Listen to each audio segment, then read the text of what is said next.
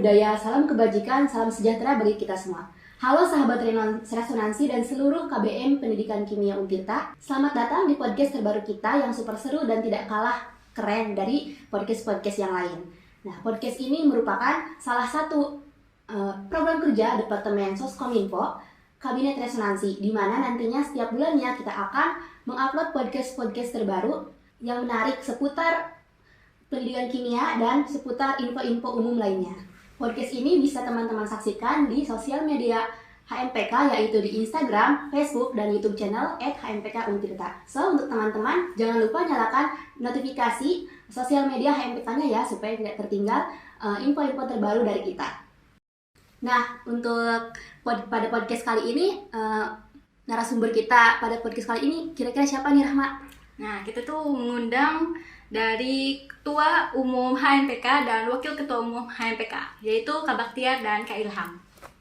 Beri tepuk tangan dulu dong untuk narasumber kita pada kali ini. Nah, apa kabar Kak Baktiar dan Kak Ilham? Alhamdulillah. Baik ya, sehat alhamdulillah. Nah, sebelum kita berbincang lebih jauh nih Kak, tak kenal maka kenalan dulu ya. Jadi lebih baik angka baiknya kita berkenalan terlebih dahulu. Boleh dari Kak Baktiar dulu, silakan. Kesini. Boleh menghadap kamera dulu. Ya, selamat siang sobat-sobat resonansi. Perkenalkan, saya Bahtiar Rohman selaku Ketua Umum HMPK. Apalagi nih, udah ya, gitu aja. Boleh alamat, mungkin semester berapa mungkin? Jadi ya, Saya mahasiswa semester gitu diam. Saya mahasiswa semester 3. Saya dari semester 4 ya, astagfirullah ya. Ya, pengen ini kan? maaf Saya teman-teman. ya pengen masih muda. Saya masih semester 4. Alamat saya dari Pandeglang. Udah, zodiak saya Virgo. Teman-teman yang zodiak Virgo tuh sama kayak Kak Ilham, Kak Baktiar maksudnya. Selanjutnya kita berkenalan dengan Wakil Ketua Umum HMPK. Silakan untuk Kak Ilham Septiana. Iya, baik, terima kasih. Semuanya izin untuk memperkenalkan diri teman-teman semuanya, sahabat resonansi. Maka saya Ilham Septiana diamanai sebagai Wakil Ketua HMPK dan saya asalnya dari Cilobrang, Kabupaten Lebak, dan saat ini selama sama kayak Kak Baktiar sedang menempuh pendidikan di semester 4. Zodiaknya pun sama Virgo juga. wah, Ya Bisa mungkin sama itu gitu ya. perkenalan dari kami. Ya. jadi kita tuh di sini mau nanya-nanya gitu loh, bincang-bincang santai gitu ya, sama Kak Baktiar sama Kak Ilham mengenai HMPK nih. Terus, kakak tau nggak sih kita tuh di sini mau ngapain? Iya sih, benar bincang. Kita akan bertanya-tanya nih Kak seputar himpunan, yaitu Himpunan Mahasiswa Pendidikan Kimia. Langsung ke pertanyaan yang mungkin ya. Silakan Rahma. Untuk HMPK sendiri tuh udah berjalan berapa lama ya Kak? Terus tahun berapa sih HMPK tuh didirikan? Trivia gini deh. Santai aja Kak. Iya. Briefingnya dulu gini. Untuk HMPK sendiri didirikan sebenarnya dulu waktu itu sebelum menjadi HMPK menjadi LSO terlebih dahulu atau lembaga seni otonom. Kemudian pada tahun 2015 HMPK itu disahkan gitu menjadi sebuah organisasi. Jadi sudah sekitar berapa ya? 8 tahunan ya. 8 tahunan lah gitu. 9. Cuman untuk kabinet ini sendiri, kabinet resonansi sendiri itu baru berjalan sekitar 1 bulanan seperti itu. Oke, jadi yang selanjutnya yaitu mengapa ini kan di kabinet resonansi gitu kan Kak. Kenapa sih pada kabinet yang sekarang ini diberi nama kabinet resonansi? Mungkin dari Kak Ilham atau Kak Baktiar. Iya. Makna dari resonansi sendiri itu kan pergantian gugus agar senyawa itu stabil gitu kan. Ini sama halnya relate gitu dengan bagaimana organisasi itu berjalan, yang dimana organisasi itu nantinya akan selalu ada regenerasi untuk agar si organisasi itu tetap utuh, tetap berjalan. Jadinya resonansi ini kami pilih gitu sebagai nama kabinet gitu. Seperti itu. Mantap sekali ya teman-teman, kabinet resonansi. Wis. Terus untuk fungsi HMPK sendiri itu terutama buat pendidikan kimia nih, apa ini? Oke. mungkin kalau secara umum ya mungkin teman-teman juga sudah tahu ya fungsi dari suatu organisasi, apalagi organisasi internal di kampus yaitu Ormawang ya, termasuk KMPK ya, satu fungsi itu sebagai wadah bagi mahasiswa, khususnya mahasiswa pendidikan kimia untuk belajar berorganisasi, juga sebagai jembatan gitu antara dosen gitu ke mahasiswanya gitu, sebagai jembatan informasi lah gitu.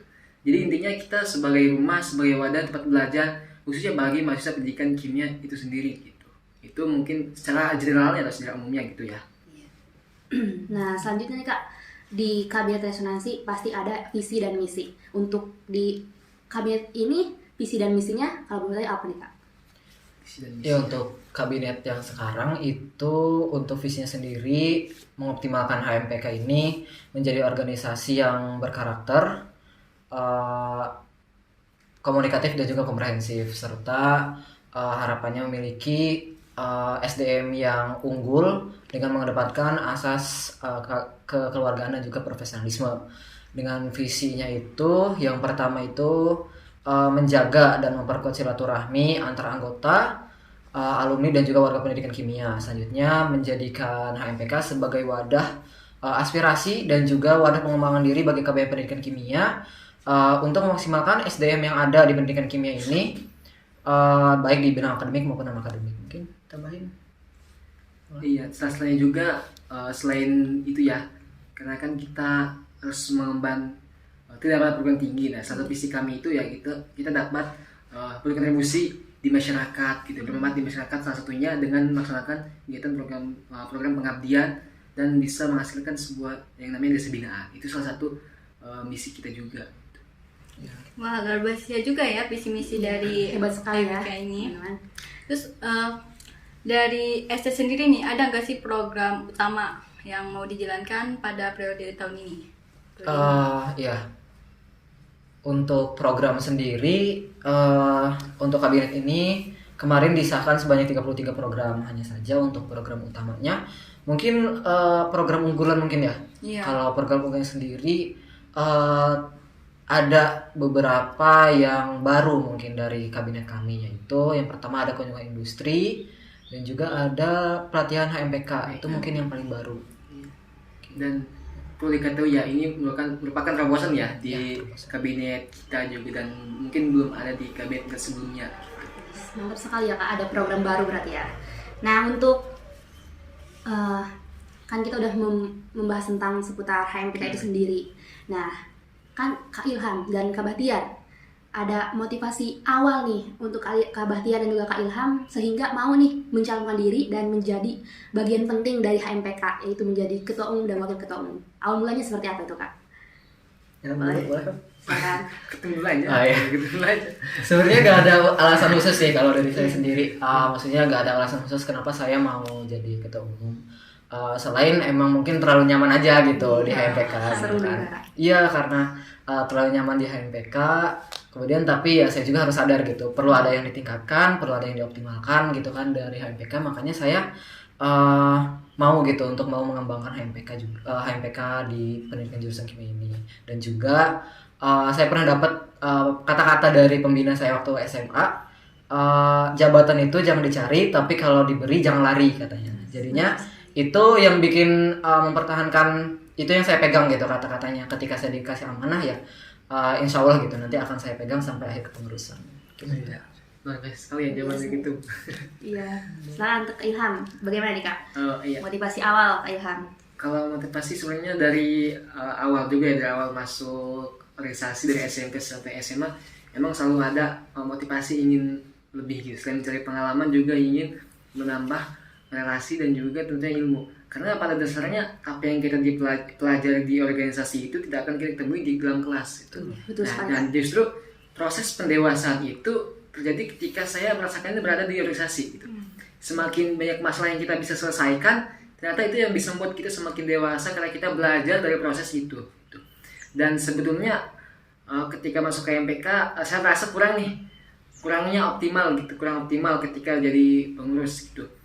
Nah, saya berpikir kalau misalkan punya jabatan, apakah saya akan lebih optimal lagi gitu dari sebelumnya. Setelah itu saya berpikir, oke, saya bisa lanjut, Tapi awalnya enggak, saya enggak ada niatan gitu ya, tapi karena ada dukungan, motivasi juga, sama emang motivasi itu penting, dan akhirnya udah kita lanjut dengan motivasi dan semangat yang ada, kita lanjut dan dengan niat yang lurus. Secara general tentunya kita ingin menjadikan MPK lebih baik lagi gitu, dan setelah itu niatkanlah untuk maju gitu, dan diamanahi gitu. Jadi waktu betul kata Kak Bahtiar tadi gitu kan, dan amanah itu tidak akan salah pundak gitu. Baik, terima kasih Kak. Selanjutnya, Terus ada kan gak sih inovasi baru buat HMPK biar lebih Iya. lagi? Sebenarnya kalau dari program kerja itu memang tadi ya mungkin ada disebutkan tadi adanya Kinerja Industri Jurnal Pelatihan, yang dimana nantinya bukan hanya HMPK untuk impact-nya, tapi kita berharap untuk impact-nya ini seluruh KBM minimal itu tercapai gitu. Mungkin kalau misalkan dari inovasi dari HMPK sendiri lebih ke program kerjanya sih. Gitu. nah di suatu himpunan pasti ada tugas dan pokok fungsinya tidak hanya oleh SC sendiri ya Kak. Iya. Pasti ada bawahannya, itu ada departemen. Nah, untuk departemen di HMPK sendiri ini ada apa saja, dan mungkin tupoksi besarnya dari departemen-departemen itu apa saja? Kalau boleh tahu.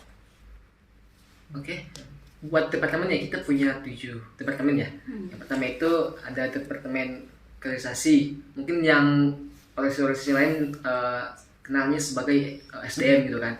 Nah ya ini sama saja, salah satu tugasnya itu untuk mengolah SDM. Salah satunya tentunya mengurus yang sekarang sedang ramai-ramainya penerimaan mahasiswa baru. Nah ini sibuk-sibuknya departemen kaderisasi gitu, karena mereka salah satunya untuk mengurus tadi SDM gitu, yang ada di pendidikan kimia. Selanjutnya advokasi. Nah itu fungsi advokasi ini ya tadi gitu ya, sesuai dengan nama departemennya, advokasi berarti pengadvokasian itu. Ketika kita mahasiswa ada masalah mulai dari KT ataupun ada ingin menyampaikan aspirasinya, itu bisa lewat advokasi gitu. Nanti advokasi mungkin ke kita, selanjutnya ke jurusan gitu ya, ke dosen atau pembina gitu, atau langsung ke kajuran gitu. Itu strukturnya seperti itu. Selanjutnya ada juga nih Departemen Riset dan Edukasi, sesuai dengan namanya ya. Riset dan edukasi tentunya itu langsung berhubungan dengan yang namanya keilmuan gitu, penelitian dan sebagainya. Salah satu programnya juga itu ada yang namanya pengabdian, juga ada seminar nasional, itu salah satunya. Selain itu juga kita ada Departemen Keagamaan, tentunya ini yang membidangi agama gitu kan.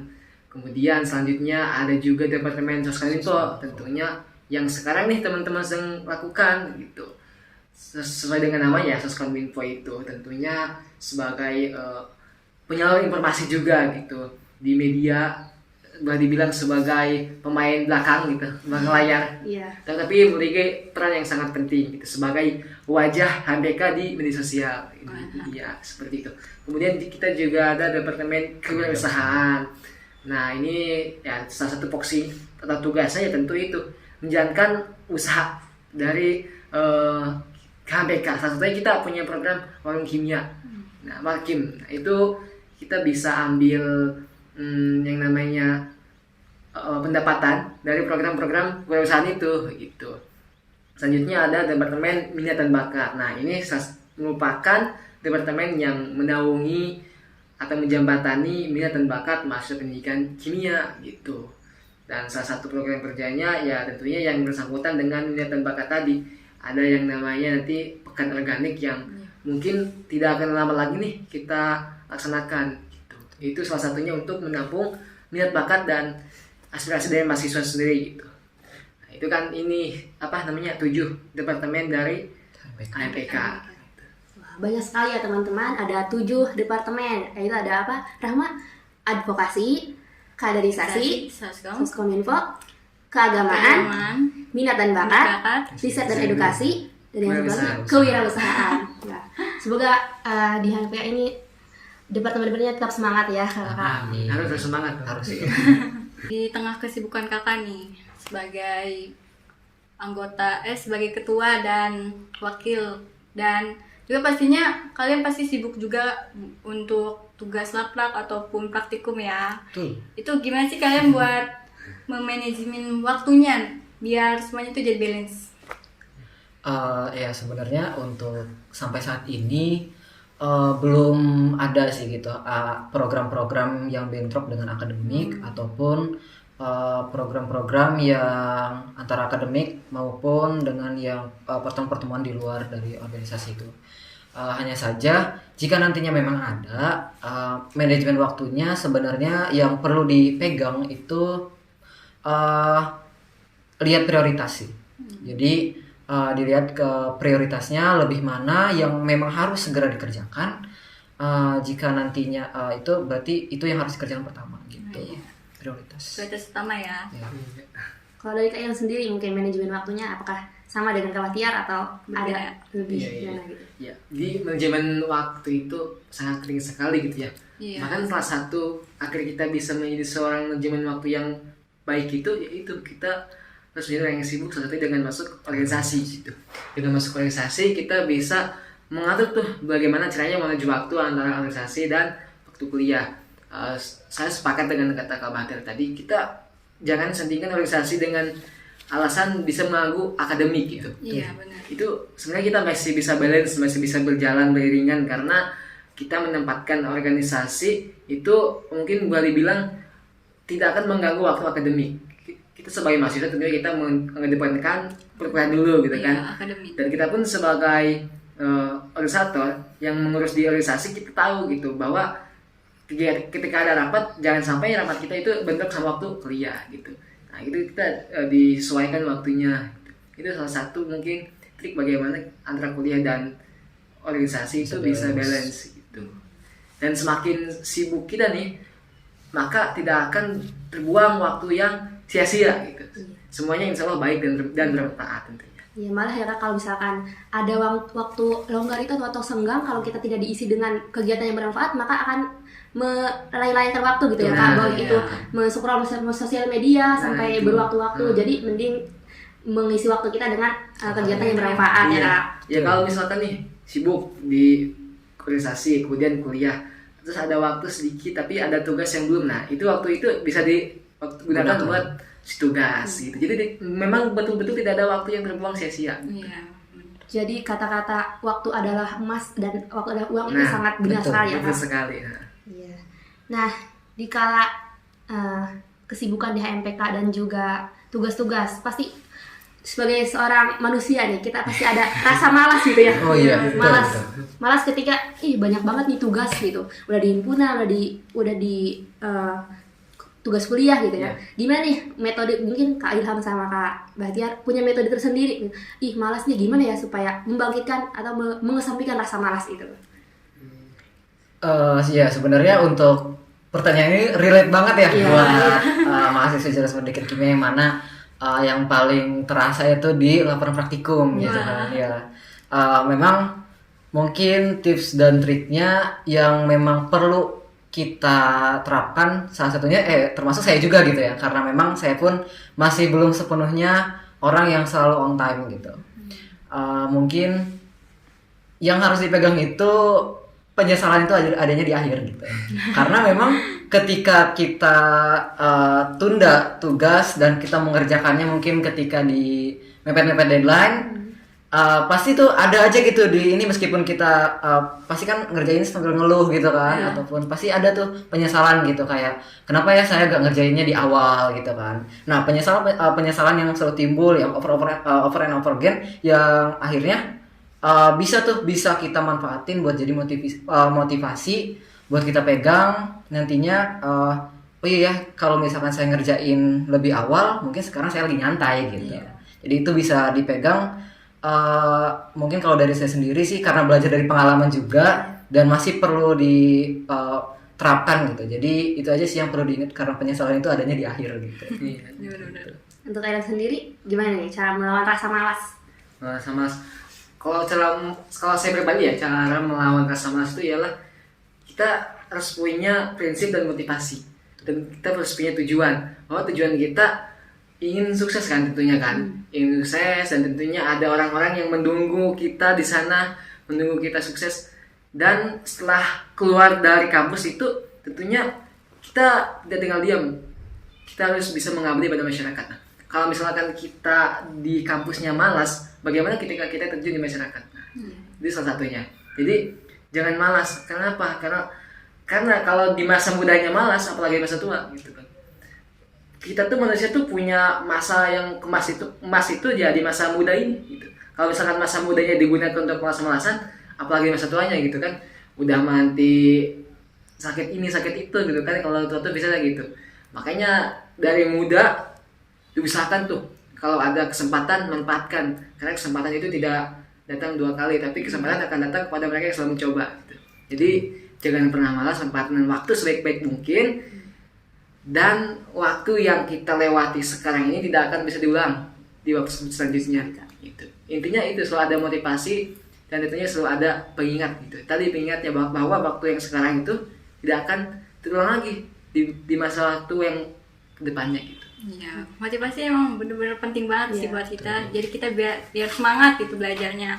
Terus nih kan HMPK, bagaimana strategi HMPK buat perubahan di lingkungan kampus ya?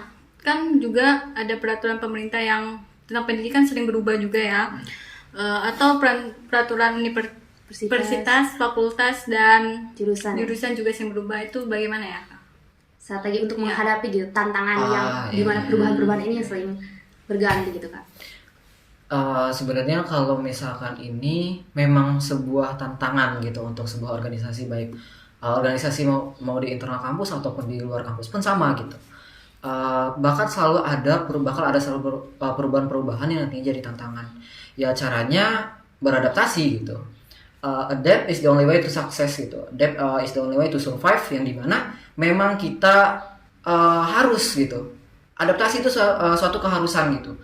Kemarin kita pandemi, organisasi itu kan harus tetap berjalan gitu. Demi tadi mengenai fungsi dari dan tujuan si organisasi itu agar terwujud, ya organisasi itu harus tetap berjalan. Ya caranya dengan beradaptasi. Misalkan kemarin kita pandemi, kita alihkan semuanya ke online seperti itu. Iya. Mungkin sekarang sistemnya masih hybrid, ada beberapa yang masih memang belum memungkinkan kita pakai yang online. Kalau misalkan memang memungkinkan, kita pakai yang offline. Jadi kita gunakan segala cara agar si organisasi tetap berjalan ya dengan cara yang beradaptasi itu sih. Memang itu sebuah tantangan gitu yang harus dihadapi oleh semua organisasi. Ya kita juga harus bisa beradaptasi pokoknya ya Kak. Tuh. Iya. Atau bahasa lainnya harus bisa multitasking ya teman-teman ya. Iya. Sangat benar sekali. Nah, untuk pertanyaan selanjutnya nih Kak. Adakah program HMPK yang menjalani kemitraan nih Kak? Baik itu dengan pihak kampus luar, ataupun organisasi kemasyarakatan, pemerintahan, ataupun perusahaan mungkin Kak? Ya, untuk program kerja yang kemitraan ya. Jika dengan masyarakat sendiri itu dari HMPK tadi ya sebenarnya udah disebutkan di sebelumnya, yang dimana di HMPK itu ada yang namanya KSP atau Kimia Siap Pengabdian, yang dimana di sini sebagai pengimplementasian Tridharma Perguruan Tinggi yang mengabdi kepada masyarakat, dan insya Allah untuk tahun ini kita akan mulai membangun desa binaan gitu. Untuk kemitraan dengan masyarakat sendiri itu ada KSP tadi. Kemudian untuk yang dengan perusahaan, mungkin tadi di program terobosan kami itu ada yang namanya kunjungan industri, yang nantinya akan bekerja sama dengan sebuah industri yang nantinya kami akan melakukan kunjungan. Tujuannya untuk memperkenalkan bagaimana dunia industri itu bekerja, sekaligus agar mungkin mempersiapkan gitu yang memang ada beberapa mahasiswa yang memang masuk ke pendidikan kimia ini tapi mungkin tidak mengambil pendidikannya kayak gitu. Karena memang pendidikan kimia itu bukan cuma di sainsnya doang, bukan cuma di pendidikannya doang, tapi kita harus balance gitu antara sainsnya dan juga pendidikannya. Seperti itu. Mungkin untuk yang kemasyarakatan dan juga industri perusahaan itu saja. Hanya saja ada juga kemitraan dengan mungkin universitas lain atau ormawa lain. Itu insya Allah kami akan laksanakan SPK atau Surat Pendidikan Kimia, yang dimana ini nanti akan bekerja sama dengan HMK di kampus lain, antara universitas dengan kampus lain, khususnya di himpunan kimia yang ada di wilayah IKHIMKI wilayah 2, yang dimana meliputi Jakarta, Banten, dan juga Jawa Barat. Mungkin itu yang paling Sangat keren sekali ya HMPK ini, ternyata Rahma banyak Iya. sekali relasinya gitu. Nah, silakan yang nomor 16. Setelah sekian banyak ya pertanyaan mengenai HMPK, bahkan kondisi dari KKSC dan sebagai sebuah organisasi, pasti roda kepengurusannya akan terus berjalan ya Kak. Tertarik dan untuk sedikit informasi nih, untuk adik-adik maba pendidikan kimia 2023 ini pasti akan tertarik untuk bersama-sama bergabung dengan HMPK. Nah, bagaimana cara bergabung dengan HMPK nih? Maka mungkin adik-adik mahasiswa baru pendidikan kimia 2023 bisa disimak ya, Iya, untuk boleh. persiapan untuk organisasi himpunan mahasiswa pendidikan kimia selanjutnya. Silakan Kak. Oke, ini fresh banget ya pertanyaannya. Iya. Iya. Tapi kalau misalkan nih mahasiswa baru angkatan 2023 ingin masuk ke MPK, yang pertama tentunya teman-teman harus mengikuti CFL. Salah satunya di CFL itu kita tentunya ada ospek jurusan kimia. Tapi sebelum ospek jurusan, teman-teman tentunya harus mengikuti ya tadi ospek univ, ospek fakultas, baru ospek jurusan. Nah, di rangkaian CFL itu kita ada juga LK1. Nah, itu salah satu syarat agar teman-teman bisa masuk ormawa di kampus, salah satunya HMPK gitu. Kalau misalkan teman-teman ingin masuk ke HMPK, berarti teman-teman harus mengikuti semua rangkaian Chemistry Future Leader itu atau CFL itu. Satunya ospek dan LK1. Itu syaratnya gitu. Tapi yang satu terpenting tentunya harus menjadi sah masa pendidikan kimia dulu. Iya. Yang penting. Ya, tepuk semangat ya adik-adik mahasiswa baru pendidikan kimia 2023. Kita tunggu di HMPK ya. Luar biasa. mantap. Last nikah yang terakhir, harapan kakak nih kepada HMPK baik dari tahun sekarang, periode kepengurusan sekarang ataupun periode kepengurusan yang akan datang. Boleh? Ya siap, Ya, ya. salah saja. Kalau dari saya sendiri harapannya tentunya visi misi kami tercapai, program-program kerja dari HMPK untuk tahun ini terlaksana semua. Dan juga semoga fungsi yang tadi telah disebutkan, fungsi kenapa ada HMPK itu dapat terwujud seperti itu. Dan juga kedepannya kami harap adanya program-program baru ataupun inovasi-inovasi baru yang membawa nama HMPK dan juga jurusan menjadi lebih eksis di luar, dan juga tentunya harapannya semuanya menjadi lebih baik lagi. Ya mungkin menambahkan ya, betul sepakat sama ketum tadi ya. Saya ingin menambahkan saja, semoga dengan adanya HMPK ini tentunya bisa membawa manfaat tentunya bagi KBM Kimia itu sendiri gitu. Membawa manfaat dan juga bisa meningkatkan reputasi pendidikan kimia bisa menjadi lebih baik lagi. Itu mungkin salah satu harapan gitu kan, dan tujuan kami juga gitu agar organisasi ini bisa terus berkembang dan maju lebih baik. Luar biasa sekali ya Rahma. Baiklah Kak, tidak terasa mungkin ya kita sudah berbincang terlalu dalam dan terlalu lama juga bersama Kak Bahtia dan juga Kak Ilham. Nah, beri tepuk tangan dong yang terakhir untuk Kak Ilham dan Kak Bahtia. Nah, terima kasih kepada Kak Bahtia dan juga Kak Ilham yang telah menyempatkan hadir nih pada podcast kita kali ini. Di kala kesibukannya yang begitu padat ya Kak. Semoga kakak selalu diberikan kesehatan dan juga keberkahan dari Allah Subhanahu wa taala. Amin ya rabbal alamin. Ya, semoga kalian juga diberikan kesemangan, kesehatan dan kelancaran dalam kuliahnya ya. Amin amin. Baik, saya Siti Rahmawati dan rekan saya Siti Samsia juga pamit undur diri, dan terima kasih kepada teman-teman yang sudah menyaksikan podcast kami. Kami harap teman-teman dapat terinspirasi dan bermanfaat ya. Dan jangan lupa like dan share juga ke teman yang lainnya. Sampai jumpa di Sampai podcast jumpa di selanjutnya. podcast di episode selanjutnya. Wassalamualaikum warahmatullahi wabarakatuh. Bye bye.